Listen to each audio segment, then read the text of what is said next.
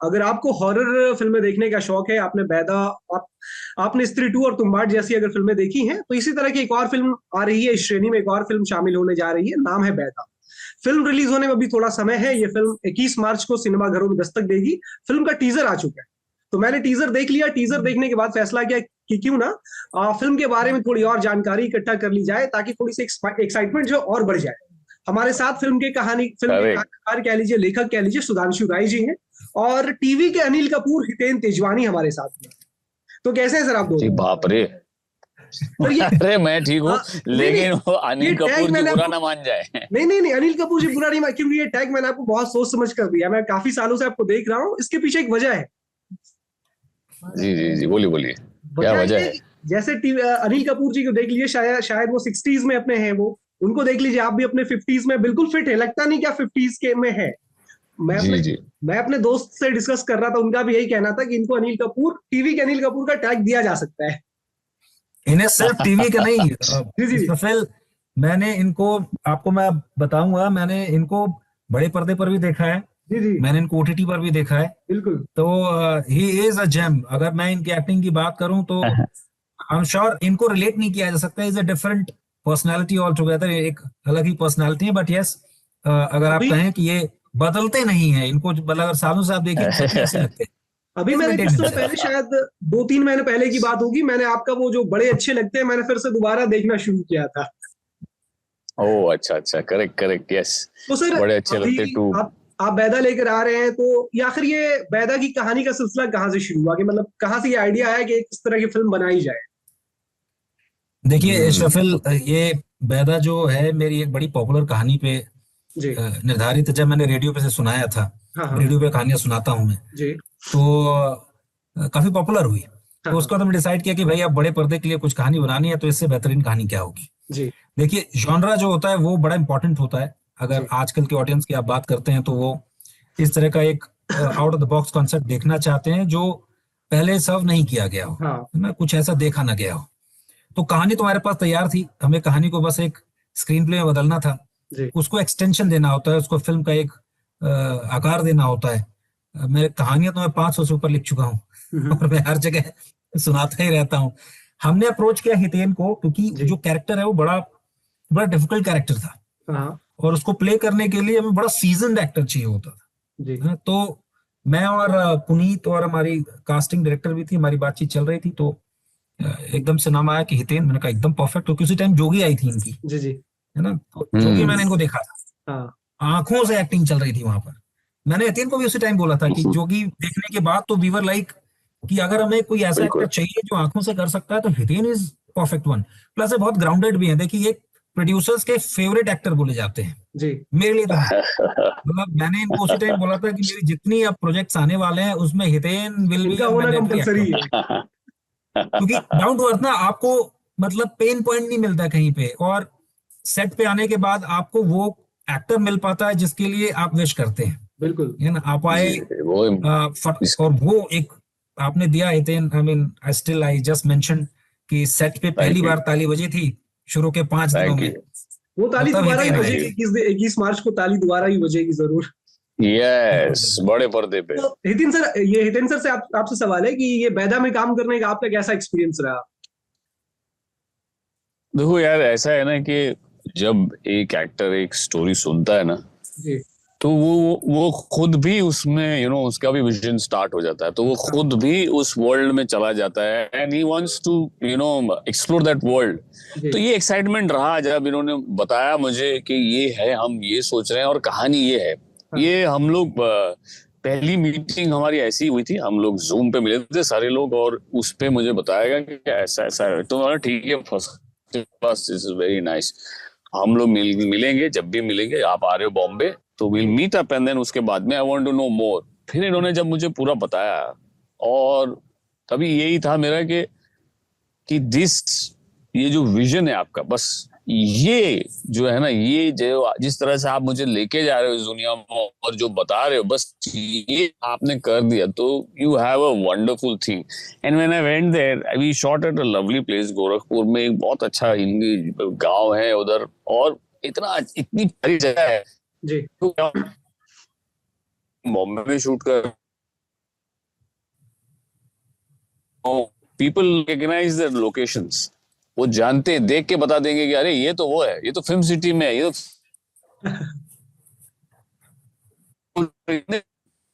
हम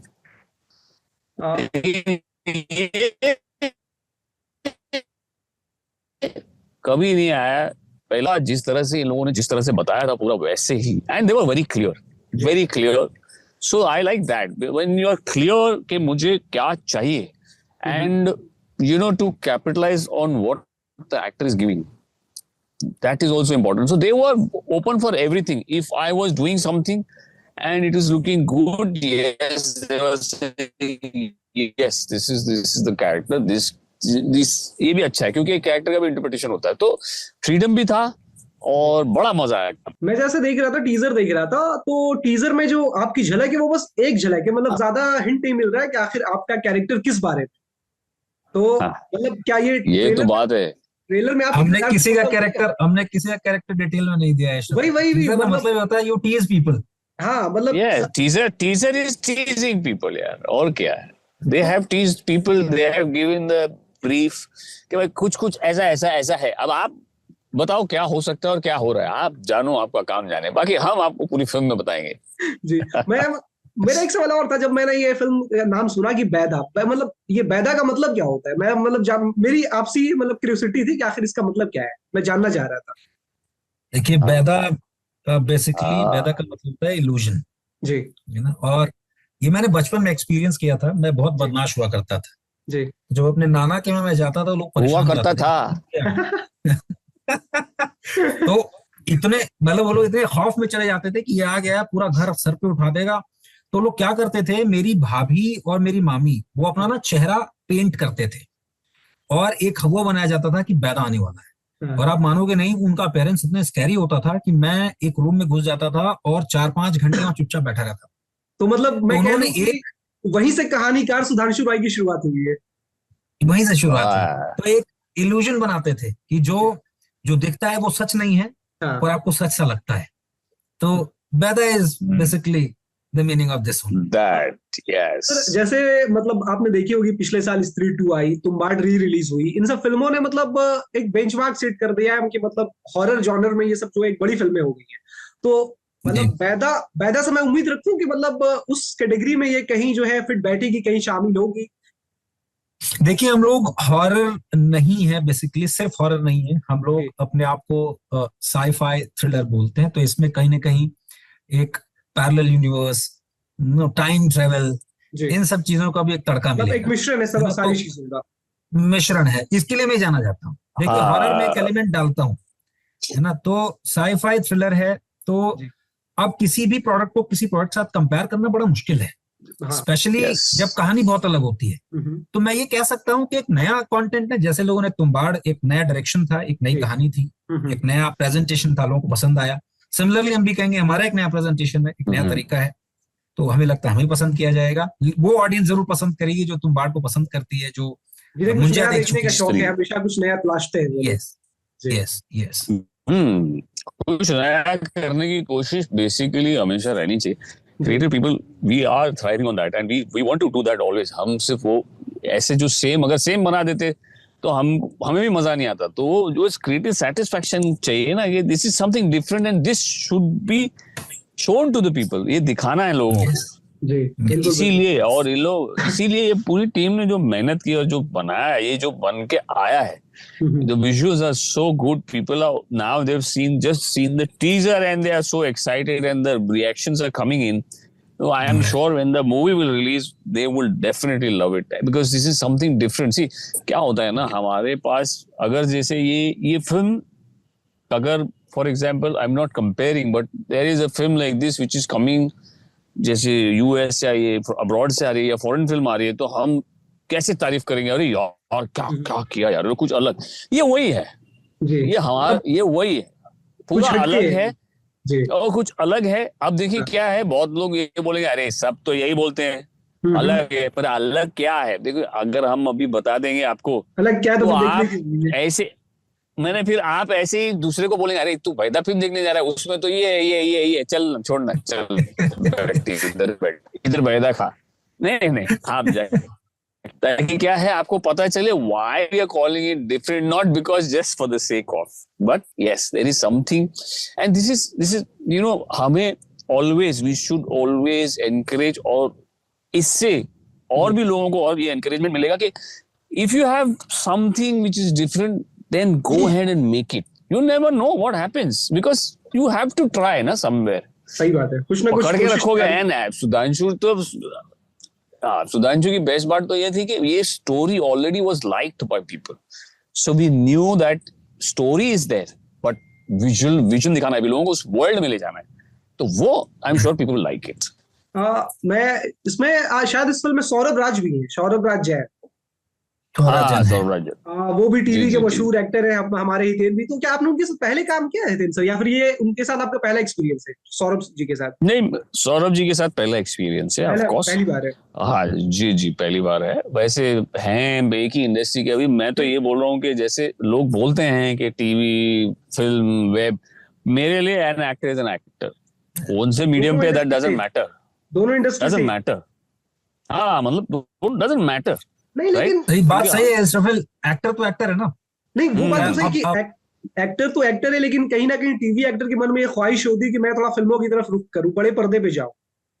देखो यही होता है ना, यू हैव टू अपग्रेडेशन होता है ना, आप बढ़ते हो ना जिंदगी में। आपने छोटे पर्दे से अगर समझो काम किया है, बट आपकी मंशा तो ये रहेगी ना कि मैं फिल्म करूं, मैं वो एक्सपीरियंस भी लूं। लेकिन अभी because the way we the times in which we are, इसमें an actor is an actor, वो टीवी पे, बड़े पर्दे पे, सब जगह करता है। एक मीडियम कोई भी एक्टर है, मेरे कहने का मतलब ये है। तो ऑफ कोर्स जो भी टीवी करता है उसकी मंशा ये होती है कि वो फिल्म भी करे, वो एक्सपीरियंस भी ले, आगे बढ़े। क्या पता कुछ अलग एक्सपीरियंस मिले, या क्यों ये एक्सपीरियंस अलग है, why people want to do films. एक होता है ना अभी इंक्विजिटिवनेस तो होती है ना कि भाई आपको लगता है कि भाई मुझे ये भी करना है, मेरे वो भी करना है, मेरे को ये देखना है, बट ठीक है अब वो गैप निकल गया। आई एम हैप्पी कि N actor is an actor, he can be on any medium. मतलब भेदभाव होता है अगर कोई टीवी के एस्टैब्लिश एक्टर है, अगर वो फिल्म की तरफ जाना चाहे? देखो क्या है, भेदभाव नहीं होता है, ये हमारे इंडस्ट्री में बोला जाता है ना, जैसे TV actor, film actor, web series actor. मेरा मानना ये है कि क्या है, ये एक्टर है।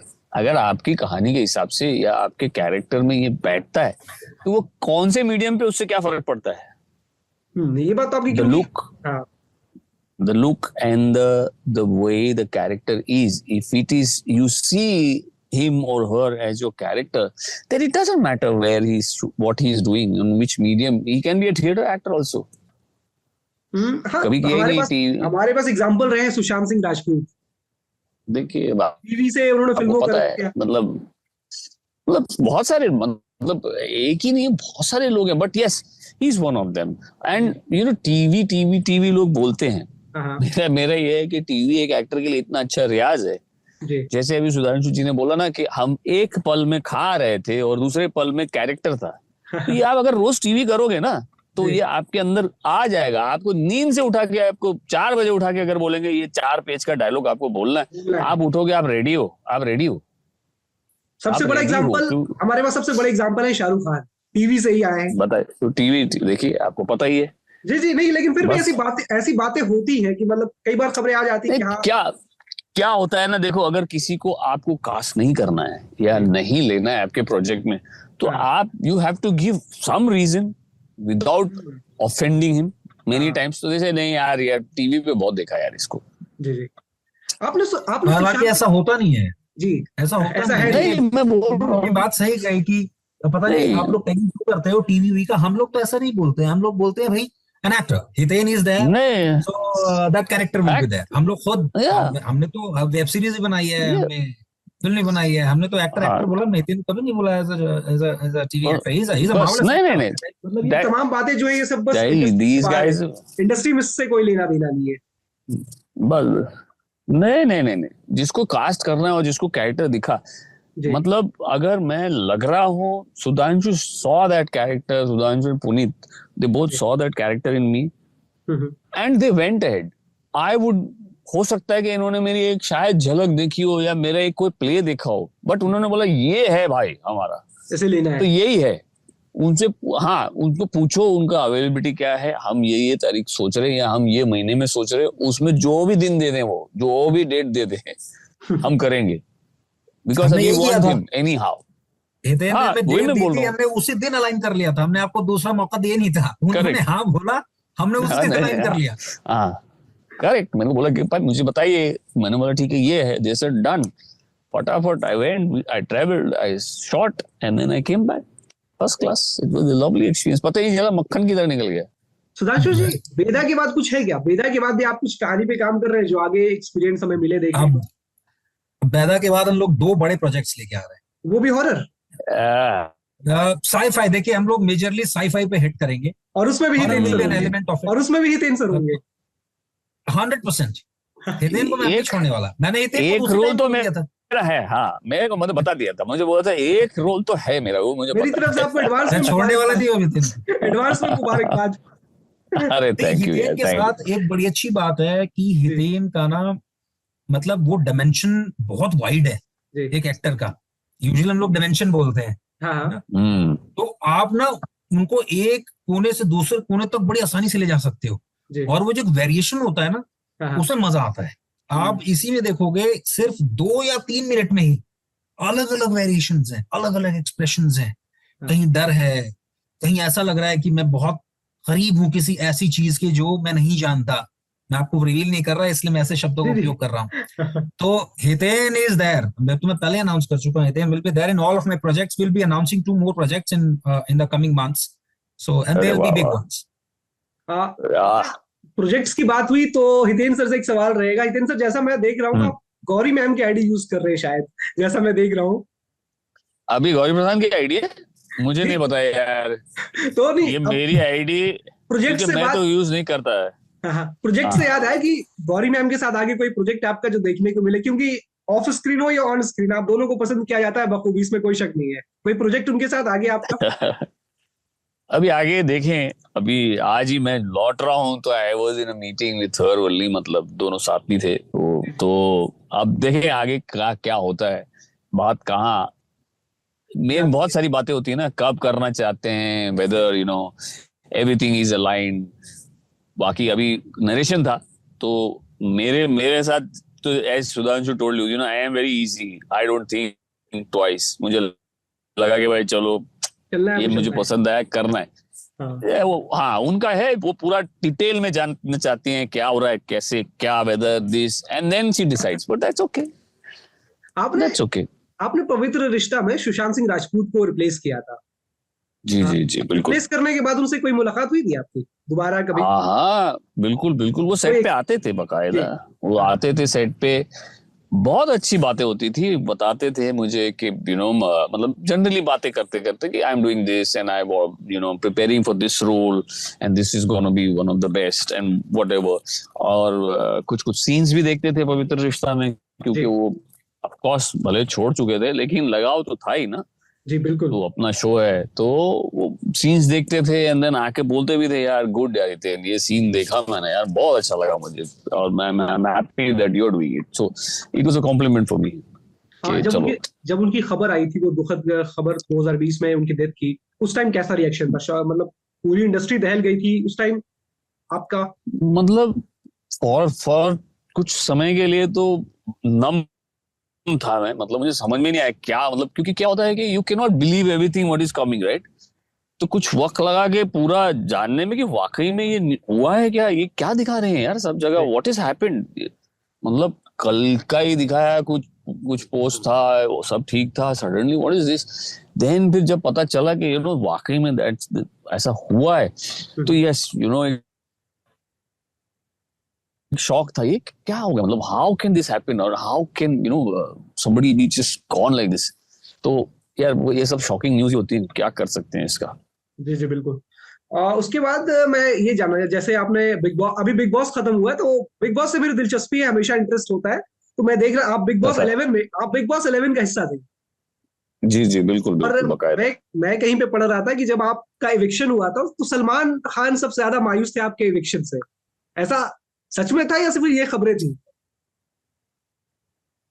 नहीं नहीं, वो आप लोगों ने मतलब अगर कोई दिखेगा वापस से तो आप जब देखेंगे वो जिस तरह से ही चेंज्ड एवरीथिंग, दैट अभी मुझे मजा नहीं आ रहा है। नाउ ही इज गॉन, तो चलो हम भी जाते हैं, बाय बाय, टेक केयर। बाहर आगे मुझे बोले यार, you know he really I think he really liked me in the show। बाकी उसके बाद में आगे उन्होंने मुझे कहा कि you have come out for the right time, क्योंकि इसके बाद शो और गंदा होने वाला है। तो लाइफ इज आगे आगे बढ़ो, don't worry, don't think about it, ये मत।